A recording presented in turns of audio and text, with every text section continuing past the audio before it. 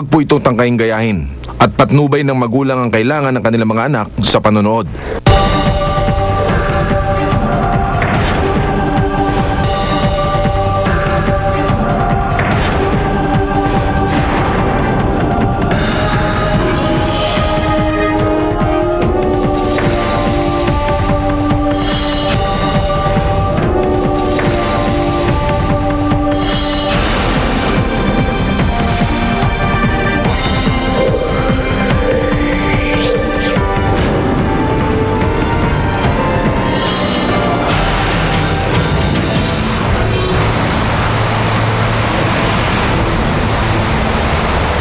Nakakita ka na ba ng isla sa gitna ng gubat na may waterfalls na 1 kilometro ang taas?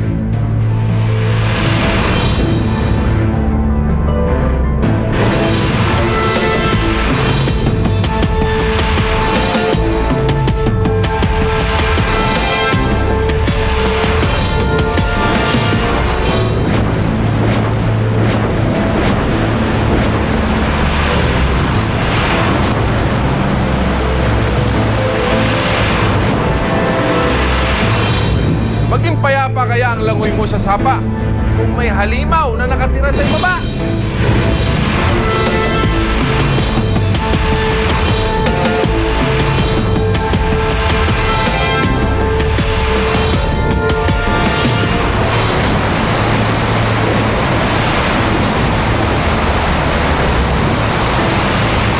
Aatras ka ba sa laban kung pati buong pamilya mo palaban?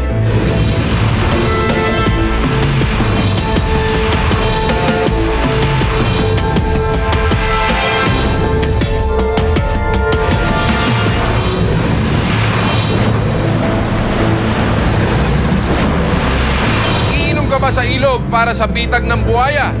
Mahulog!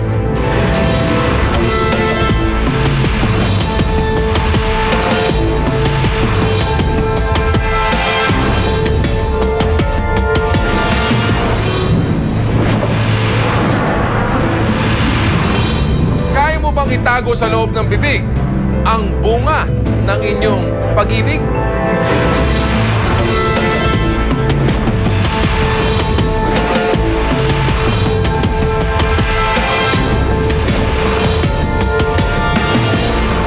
Sariwang kwento hango sa freshwater o tubig tabang.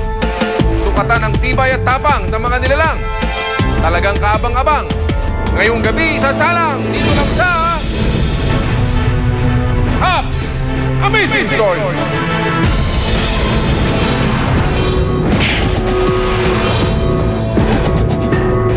Agos ng tubig sa planet Earth. Susundan.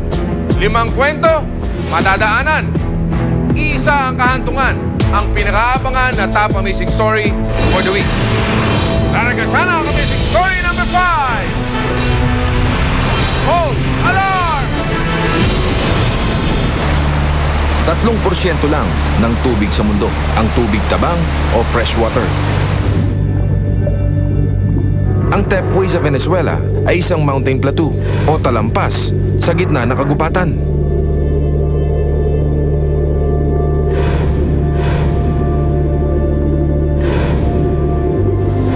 Mula sa dagat, umaangat ito bilang water vapor sa atmosphere at kapag lumamig ay nagiging ulap. Na siya namang nagiging tubig ulan ang pinagmumulaan ng freshwater. Halos araw-araw, umuulan sa bundok na ito.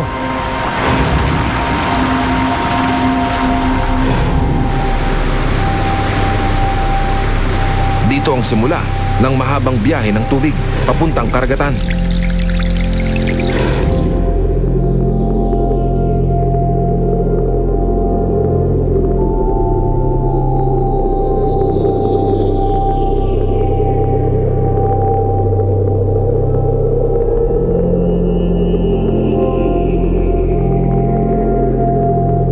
Dumadaan ito sa mga talon o waterfalls tulad ng Angel Falls, ang pinakamataas na talon sa buong mundo. Sa taas nitong halos 1 kilometro, ang bumabagsak na tubig mula sa itaas ay nagiging ambon na lang sa baba.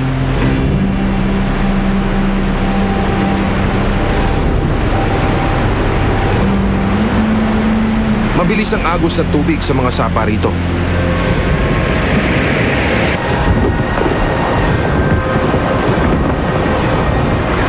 Malamig at walang masyadong sustansya. Pero kahit papano, may mga hayop pa rin nabubuhay dito.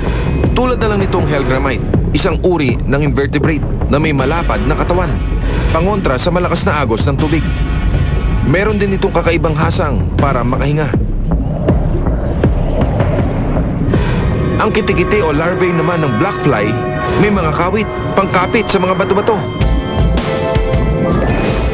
Kung sakaling makabitiw, may safety line pa ito. Yari sa malasilk nitong laway.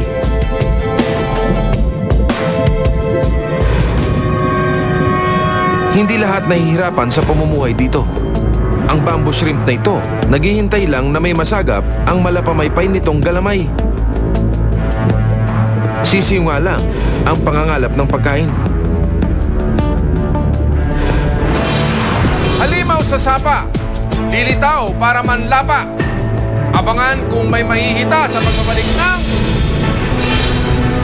Hops! Amazing Story!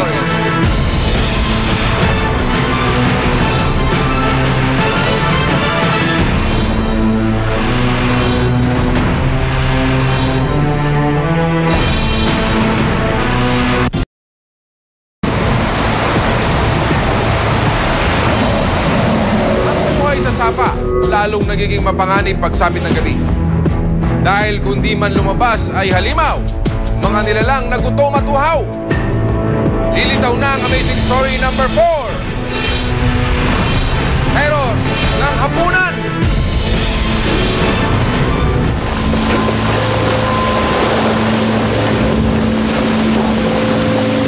Kadalasan, sa mga malalamig na lugar, maliit na hayop lang ang makikita sa mga sapa. Pero iba rito sa Japan. Dahil tuwing spring, may higanting dumadating. Ito ang giant salamander, ang pinakamalaking amphibian sa buong mundo. May haba itong 2 metro at di masyadong nakakakita. Sa gabi lang ito nanguhuli ng pagkain, kaya di masyadong kailangan ng paningin. May mga sensory nodes ito sa ulo at katawan na siyang nakakadetect sa hapunan. Madalas nagiging hapunan din itong mga salmon.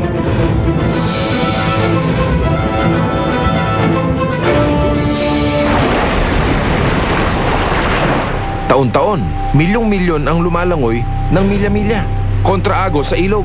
Marating lang ang lugar kung saan sila ipinanganak. Dito rin kasi gusto nilang mangitlog. Ito ang pinakamalaking freshwater fish migration sa buong mundo.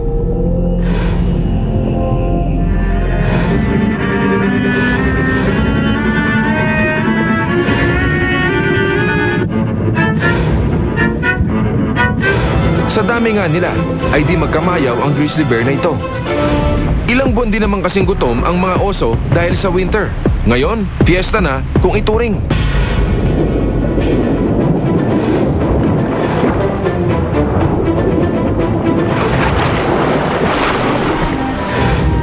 Kaya itong mga batang osong ito, may panahon pa para maglaro. Mahaba pa naman daw ang oras para matutong manghuli.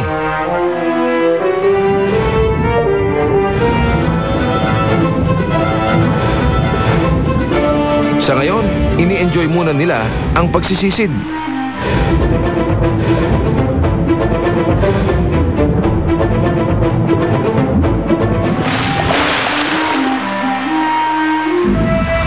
Ang pagdating ng mga salmon na ito, ang hudyat ng muling pagkabuhay ng ilog.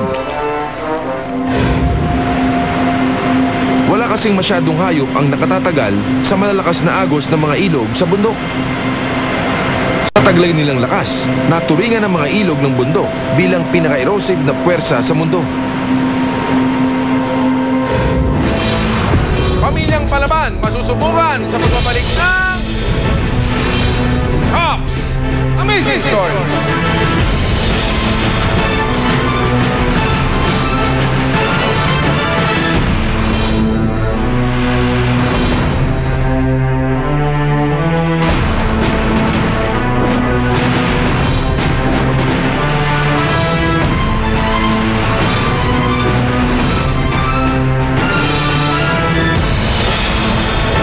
sa huli.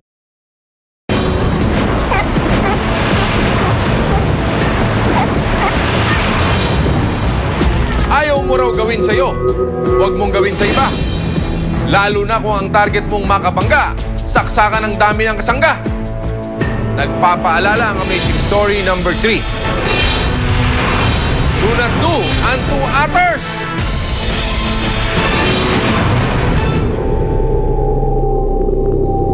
Sa loob ng 5 milyong taon, patuloy na inukit ng malalakas na agos ng Colorado River ang desert sandstone sa paligid nito hanggang mabuo ang Grand Canyon. Higit 1 milya ang lalim nito at may lapad na 17 miles. Ito na ang pinakamahabang canyon system sa buong mundo na may habang 1,000 milya. Ukit sa lupa nakita mula sa outer space.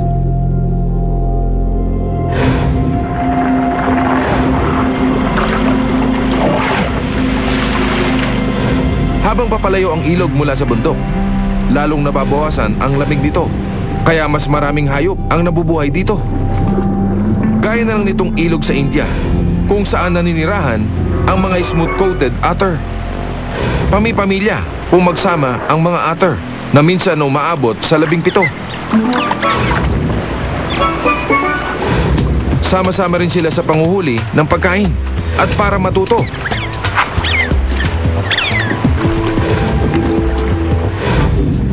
Sinasama nila ang mga bata simula 4 na buwan.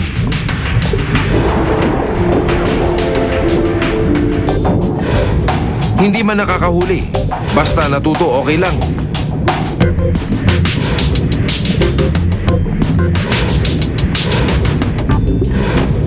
Hindi naman sila pinagdadamutan ng magulang. Sa ilog na ito, hindi lang mga otter ang naninirahan.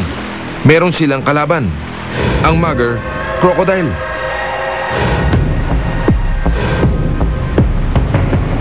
May haba itong 4 meters at kayang lamunin ang isang otter.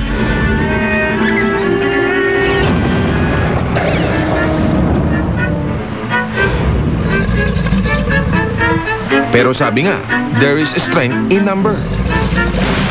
Kahit na maliliit, hindi takot ang mga otter sa buhaya. Pamilya sila kung rumesbak, kaya ang buhaya napapatras.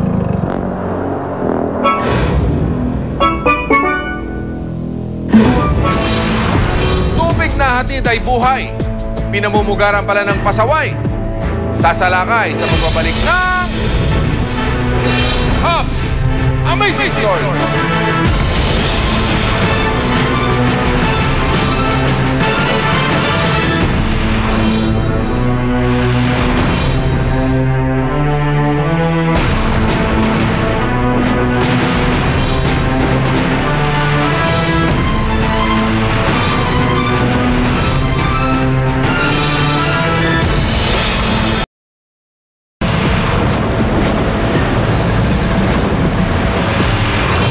Maraming hayop, ang ilog ang siyang sasagip sa kanila sa kamatayan.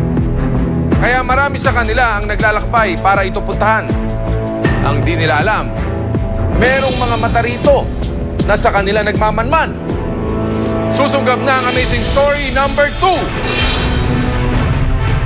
Do or die sa crocodile. Habang lumalapad ang dinadaanan, bumabagal din ang agos ng tubig sa ilog. Ngayon, dala ng tubig ang latak ng lupa na siyang nagbibigay ng kayumaginitong kulay. Ito ang Mara River sa East Africa. At dito tatawid ang halos 2 milyong hayop ng Serengeti. Taon-taon na kanilang pagdayo para maghanap ng bagong mapapastulan. Kabilang dito ang wildebeest. Mula sa ibabaw, kitang-kita ang kanilang pila. Para sa mga hayop na ito, ang ilog ang siyang sasagip sa tiyak na kamatayan mula sa matinding uhaw. Pero sa tubig ding ito nagtatago ang kagat ng kamatayan. Dito makikita ang isa sa pinakamalaking bilang ng Nile crocodile sa Africa. Mga higanting higit 5 metro ang haba.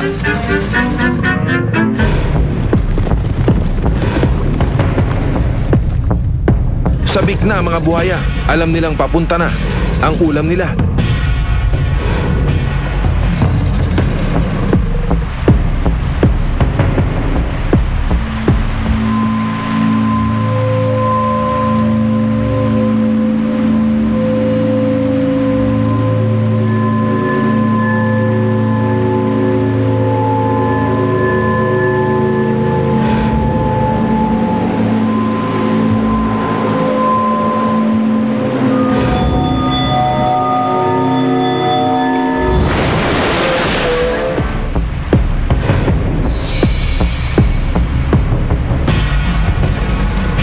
Malakas ang kagat ng Nile crocodile.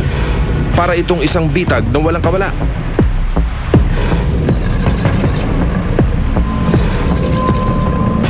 Higit isang oras na nagpupumiglas ang wildebeest na ito, pero wala na siyang magawa. Mabagal at tahimik kung kumilos ang mga buhaya, pero bigla na lang itong susulpot, sabay kagat sa target niya.